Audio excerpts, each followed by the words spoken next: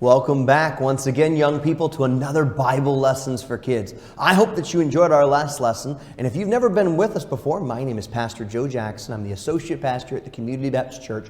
And we want you to join with us on these wonderful Bible lessons and how they can be an encouragement to your heart. If you have a Bible, turn to Genesis chapter number 39. If you don't have a Bible, if you let us know, we will send you your very own free Bible as a way for us to help you become a better Christian, as we would love to do that. Just send us a message, have your parents call us, whatever works best for you.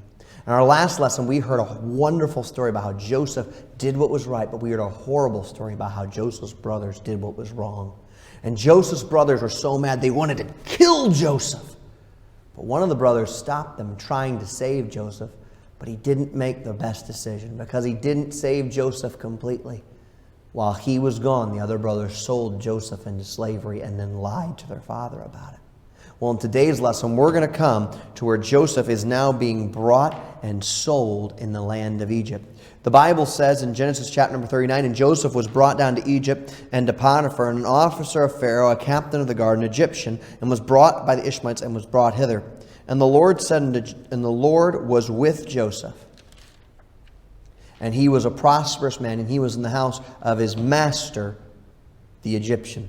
The Bible says that they brought Joseph down. They brought Joseph down to a slave market. You can see it in the picture here. They brought him bound and tied up. And when they brought him there, slavery is a terrible thing. It's a horrible, horrible thing that's happened for most of mankind's life.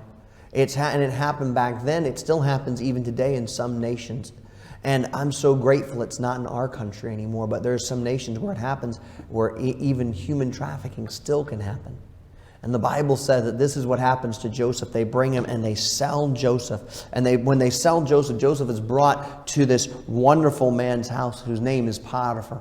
And Potiphar is a rich man. He's the captain of the guard. And the Bible says that when Joseph was brought in there, that Joseph just decided, I am going to be a hard worker.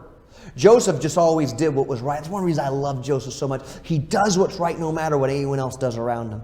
And so Joseph quickly started working, and everything that Potiphar gave him, he just excelled at. He just worked hard. He didn't complain. He didn't whine. He did all of his chores and some. And the Bible says that the Lord was with him, and wherever his hand had prospered, you can see here Potiphar all of a sudden started making money. And Potiphar started making more money and more money and more money and more money and more money. And he started realizing God is with this guy. This guy's pretty smart. This guy's pretty awesome. I'm going to keep giving this guy more and more and more. And the Bible says that soon that Potiphar made him the ruler over all of his house.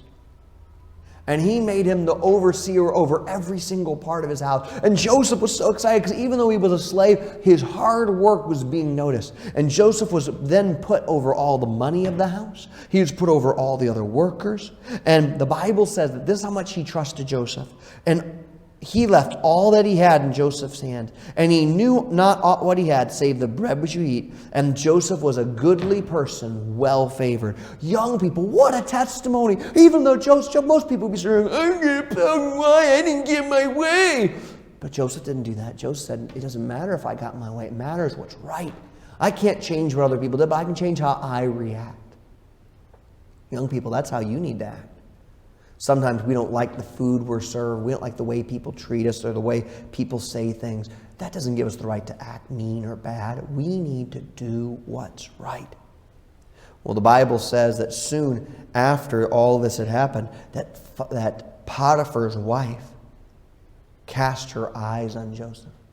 See, Joseph was a good-looking young man. And Joseph was pretty talented. And Joseph was a hard worker. And all of a sudden the Bible says that the Potiphar's wife came over to Joseph and said, Joseph, I want you to do wrong with me. I want you to come and pretend like we're married.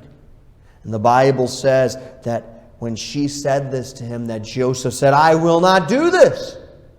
And the Bible says that over and over and again, he refused to be anywhere near her. If she was in a room, he wouldn't be in the room. If she was somewhere, he wouldn't be there. He went anywhere he could be to not be around her. Well, one day the Bible says that while Joseph was in the house and no one was there, that she grabbed hold of him and she said, you will do evil with me. You will do wrong. And the Bible says that Joseph literally ran out of the room, and she grabbed onto his coat to try to hold him, and he threw off his coat and he ran out of the room and said, "I won't be anywhere near you." And the Bible says that that woman got so mad and so angry. And Potiphar's wife said, "I'm going to lie. I'm going to lie. If he won't do it, I'm going to hurt him." And the Bible says that she went to her husband and told a lie that Joseph had tried to hurt her and that Joseph was evil. And Potiphar, the Bible says, took Joseph and said, "Joseph, if you did this thing," Joseph said, "I didn't do it. I didn't do it." He said, "It doesn't matter. My wife said you did it, so I'm going to send you to prison." Young people, have you noticed the theme here in this lesson so far? Joseph does what's right, and even after Joseph does right, people do wrong around him, and it hurts Joseph. Sometimes isn't that the way we feel? I'm just keep doing right, and other people do wrong, and I don't get what I want. Why? It's not fair. But you know what Joseph never says? It's not fair. This is a terrible lesson where Joseph does everything that he should right and other people do wrong. But in that time period, Joseph consistently says, "I will do what's right." Young people, I hope that you will choose to do what's right.